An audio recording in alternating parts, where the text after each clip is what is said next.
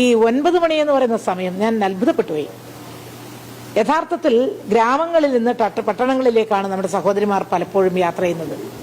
യാത്ര ചെയ്യേണ്ടി വരുന്നതാണ് പല തൊഴിലും നോക്കിയിട്ട്. ഇപ്പോൾ ഉദാഹരണം, എൻ്റെ നാട്ടിൽ ഞാൻ താമസിക്കുന്ന സ്ഥലം കണ്ണൂർ പഴയങ്ങാടി കടുത്ത്. പഴയങ്ങാടിയിൽ നിന്ന് തലശ്ശേരിയിൽ ജോലി ചെയ്യേണ്ടുന്ന ഒരു സഹോദരി, എത്രയോ സ്ത്രീകൾ ജോലി ചെയ്യുന്നുണ്ട്, അങ്ങനെ പോകേണ്ടുന്ന സഹോദരി, അല്ലെങ്കിൽ കാസർഗോഡ് പോകേണ്ടുന്ന ഒരു സഹോദരി 9 മണിക്ക് പോയാൽ 11 മണിക്ക് എത്തും. 9 മണിക്ക് ശേഷം മാത്രമേ യാത്ര. യഥാർത്ഥത്തിൽ 6 മണി മുതൽ, 6 മണിയല്ല, അതിനേക്കാളും നേരത്തെ ട്രെയിനിൽ യാത്ര ചെയ്യുന്നവരുണ്ട്, എനിക്കറിയാം.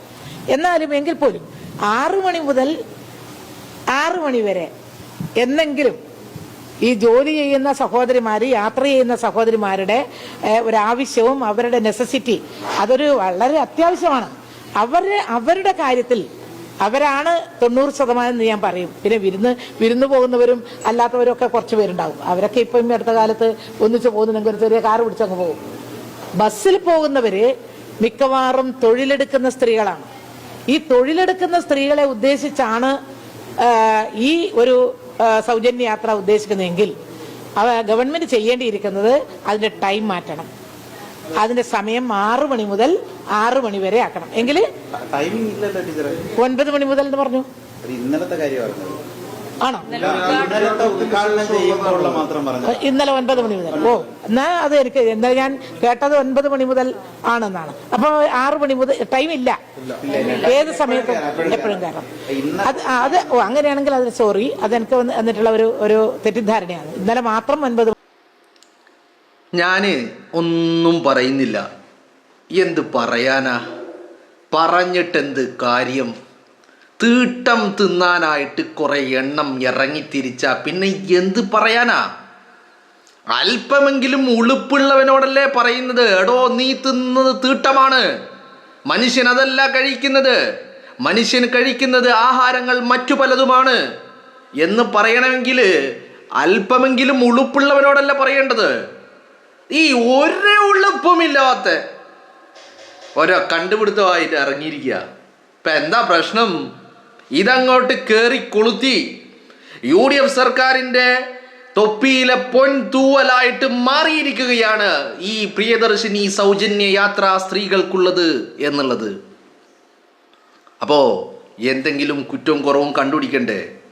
അപ്പോൾ ഇന്നലെ വാട്സപ്പ് യൂണിവേഴ്സിറ്റിയിൽ നിന്ന് ഇത് കിട്ടി, ശ്രീമതിക്ക് ഇത് കിട്ടി വാട്സപ്പ് യൂണിവേഴ്സിറ്റിയിൽ നിന്ന്.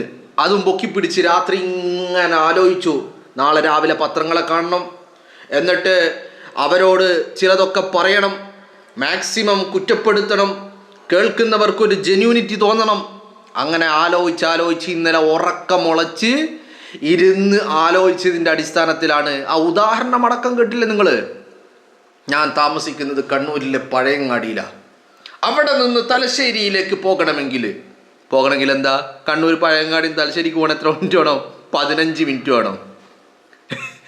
അപ്പോൾ അമ്മച്ചി പറയും അതിന് 2 മണിക്കൂർ വേണം അത്ര. പഴയങ്ങാടിയിൽ നിന്ന് തലശ്ശേരിക്ക് പോകാൻ 15 മിനിറ്റ് വേണം.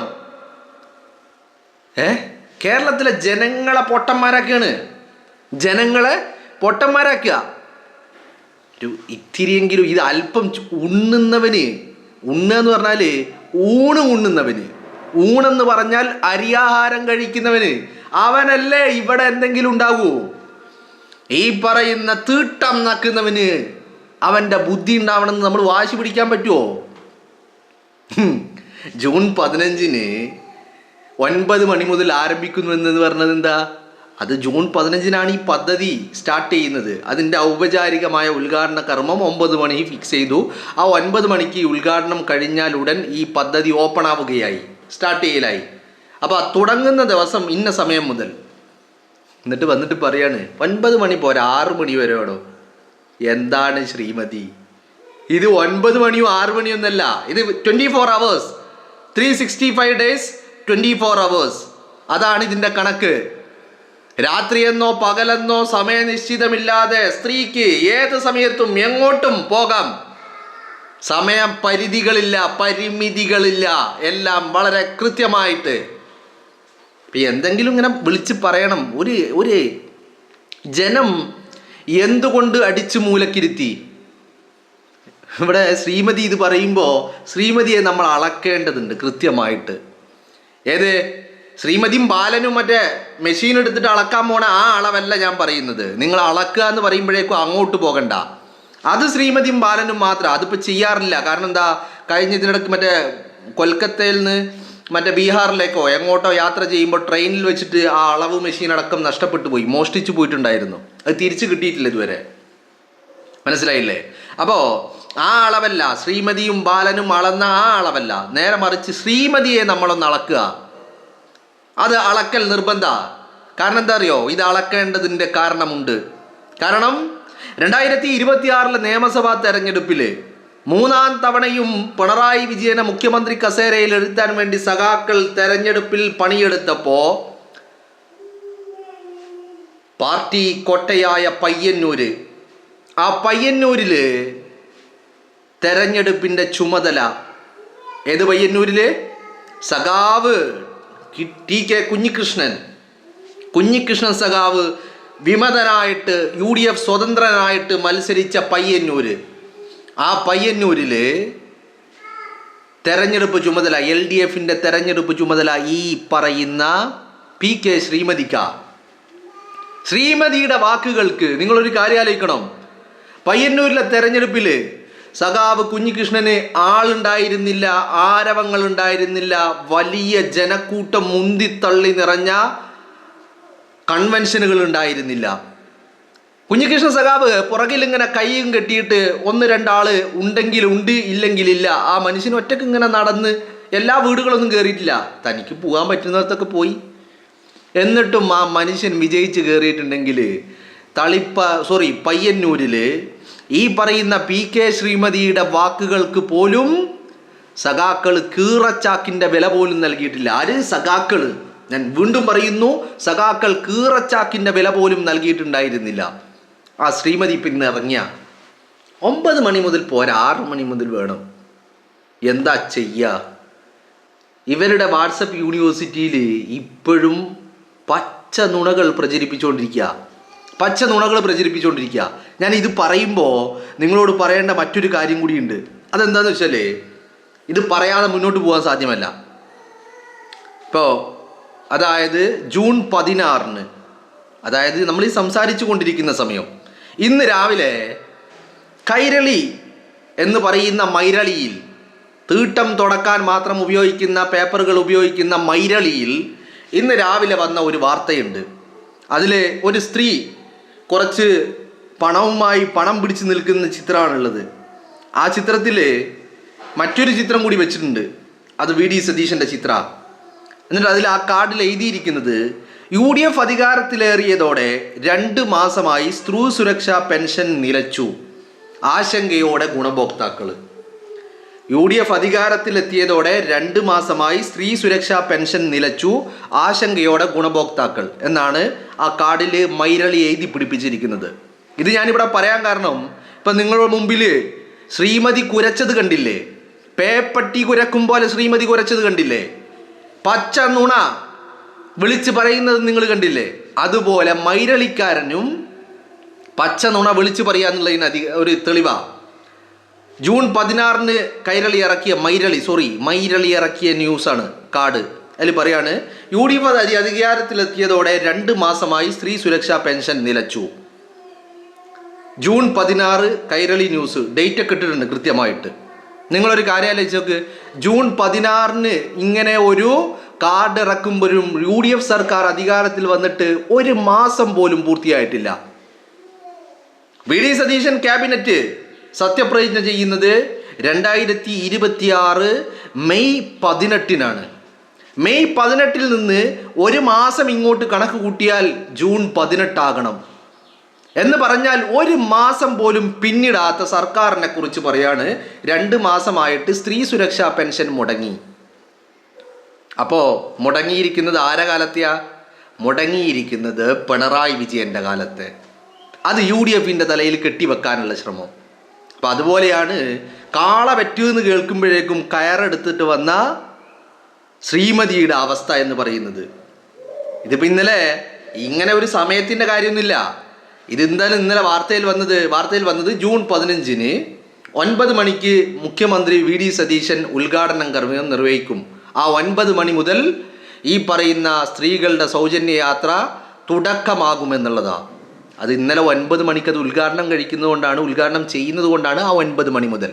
ഇത് അങ്ങനെ സമയബന്ധിതമല്ല.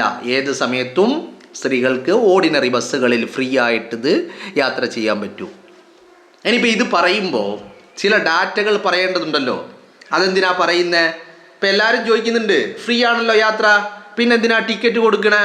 ടിക്കറ്റ് കൊടുക്കുന്നത് എന്തിനാന്ന് വെച്ചാൽ എത്ര പേര് ഈ സേവനം, എത്ര സ്ത്രീകൾ ഉപയോഗപ്പെടുത്തി, അവരിൽ ആവറേജ് കിലോമീറ്റർ എത്രയാണ്, എത്ര ദൂരത്തേക്കാണ് ഇതിൽ ശരാശരി ആളുകൾ യാത്ര ചെയ്യുന്നത് എന്നൊക്കെയുള്ള കൃത്യമായ കണക്കുകൾ വേണം. കാരണം KSRTC എന്ന് പറയുന്നത് ഒരു കോർപ്പറേഷനാണ്, അല്ലേ? സർക്കാർ പൊതുമേഖലാ കോർപ്പറേഷനാണ് KSRTC എന്ന് പറയുന്നത്. ആ കോർപ്പറേഷൻ്റെ കാര്യങ്ങളിൽ കണക്ക് വേണമെന്ന് മാത്രമല്ല, ഈ കണക്ക് ടിക്കറ്റ് ഒന്നും ഇല്ലെങ്കിൽ ഒരു 2 മാസം കഴിയുമ്പോൾ എന്ത് പറയും? ഇതേ സംഘാക്കൾ എന്ത് പറയും? സംഘാക്കൾ എന്ത് പറയും? അതൊന്നും ആരും യൂസ് ചെയ്യുന്നില്ല. അങ്ങനെയല്ല, കൃത്യമായിട്ട് എത്ര പേര് ഓരോ ദിവസവും ഇത് ഉപയോഗപ്പെടുത്തുന്നു എന്നതിൻ്റെ കണക്കുകൾ വേണം, അല്ലേ? എന്നാൽ കണക്കുണ്ട്, കൃത്യമായിട്ട് കണക്കുണ്ട്. കേരളത്തിലെ സ്ത്രീകൾ ഇത് ഉപയോഗപ്പെടുത്തുന്നുണ്ട്. അവർ വലിയ സന്തോഷത്തിലാണ്. ഈ പ്രിയദർശിനി പ്രിയങ്കരമായി തുടരുകയാണ്. പ്രിയങ്കരമായി തന്നെ തുടരുകയാണ്. ഇന്നലത്തെ കണക്ക് ഞാൻ പറയാം. അതായത് ഈ പറയുന്ന സൗജന്യ യാത്ര തുടങ്ങിയത് മുതൽ ഒറ്റ ദിവസത്തെ 24 മണിക്കൂറിലെ കണക്ക്. എന്താണ് ആ കണക്ക്? ആ കണക്കിൽ ഇന്നലെ മാത്രം ആദ്യ ദിവസം പ്രിയദർശിനി ഫ്രീ ഈ പറയുന്ന സൗജന്യ യാത്രയെ ആശ്രയിച്ചത് 13,29,938 സ്ത്രീകൾ. ഇതെന്തുകൊണ്ടായി ഇങ്ങനെ പറയാൻ പറ്റുന്നത്? 13,29,938 എന്ന് കൃത്യമായിട്ട് പറയാൻ കഴിയുന്നത് എന്തുകൊണ്ടാണ്? ഈ ടിക്കറ്റ് ഉള്ളത് കൊണ്ട്, ടിക്കറ്റ് കൊടുക്കുന്നത് കൊണ്ട്. അപ്പോൾ ഇന്നലെ 24 അവേഴ്സിൽ തുടങ്ങി. 24 അവേഴ്സും ഇല്ല. കാരണം എന്താ? 15-ാം തീയതി 9 മണി മുതലാണിത് ചാലുവായത്. അപ്പോൾ ആ 15-ാം തീയതി 9 മണി മുതൽ 13,29,938 സ്ത്രീകൾ ഇതിൽ കയറി എന്നുള്ളതാണ്. അതിൻ്റെ പേരിൽ എത്ര രൂപയാണ് KSRTCക്ക് ഇതിൻ്റെ പേരിൽ, ഈ സൗജന്യ യാത്രയുടെ പേരിൽ, ഈ സൗജന്യമില്ലായിരുന്നെങ്കിൽ KSRTCക്ക് എത്ര രൂപ ലഭിക്കുമായിരുന്നു?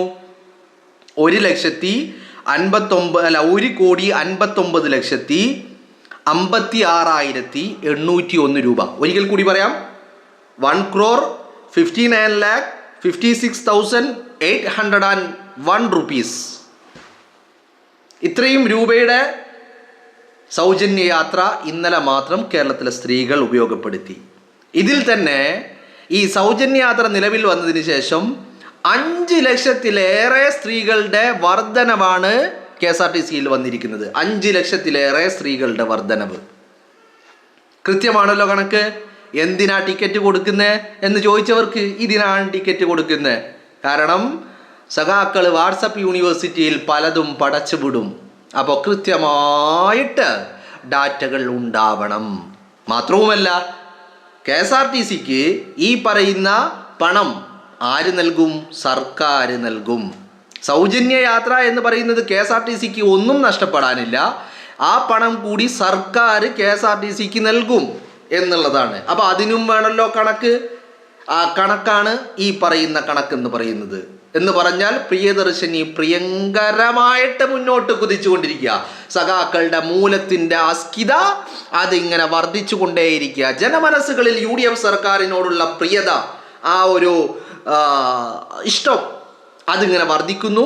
സഖാക്കളുടെ മൂലം കടച്ചിൽ വർദ്ധിക്കുന്നു. സഖാക്കളുടെ മൂലക്കുരു പൊട്ടി ഒലിക്കാൻ തുടങ്ങിയിട്ടുണ്ട്. ബ്ലീഡിങ് ആയിട്ടുണ്ട്. ബ്ലീഡിങ് ആയ വലിയ പ്രശ്നമാണ്.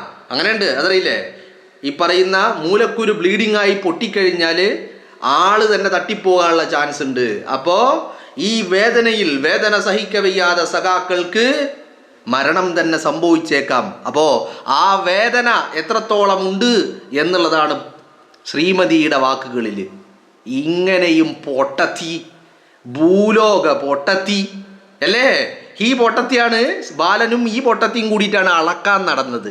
ഏത് അകത്ത് കയറിയത് 1/2 ഇഞ്ച് പുറത്തായിരുന്നു, ഫുള്ളായിട്ട് കയറിയിട്ടില്ല. മറ്റോൻ്റെ 1/4 ഇഞ്ച് പുറത്തായിരുന്നു, ഫുള്ളായിട്ട് കയറിയിട്ടില്ല.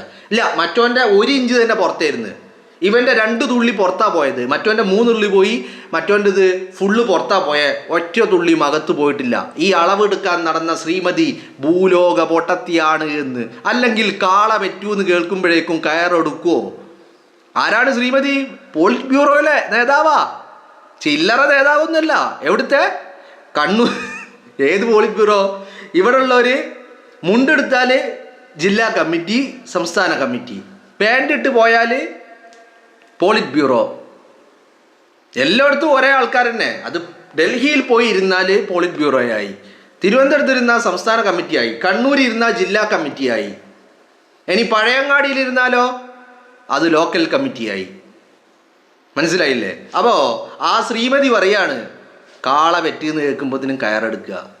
ഇമാതിരി ഭൂലോക മരവാഴ എന്നൊക്കെ പറയാൻ പറ്റില്ല, വാഴയെ അധിക്ഷേപിക്കുന്ന പോലെ ആവും അല്ലേ? വാഴനെ അങ്ങനെ അധിക്ഷേപിക്കാൻ പറ്റുമോ? എന്താ വില ഇപ്പോൾ കൊലക്ക്? 1 കിലോ നേന്ത്രപ്പഴം വാങ്ങണമെങ്കിൽ എത്ര വില? 1 കിലോ വാങ്ങണമെങ്കിൽ ഇപ്പോൾ 60 ഉറുപ്പ്യ തന്നെ അല്ലേ? പച്ചക്കായ്ക്ക് വില ഉണ്ട്, വാഴയുടെ ഇലക്ക് വില ഉണ്ട്, വാഴ വിത്തിന് കന്നിന് വില ഉണ്ട്, എല്ലാത്തിനും വില ഉണ്ട്. അപ്പം മരവാഴ എന്ന് പറയാൻ പറ്റുമോ? ഇത് അതും പറയാൻ പറ്റൂല എന്നേ. മനസ്സിലായില്ലേ? അപ്പം അതാണ് ഇവറ്റകളുടെ ഒരു റേഞ്ച്. എങ്ങനെയുണ്ട്? കൊള്ളാലോ? കൈയടിക്കണ്ടേ? കൈയടിക്കാൻ നമുക്ക് കേട്ടോ. കൈയടിച്ച് പാസ്സാക്കിയിരിക്കുന്നു.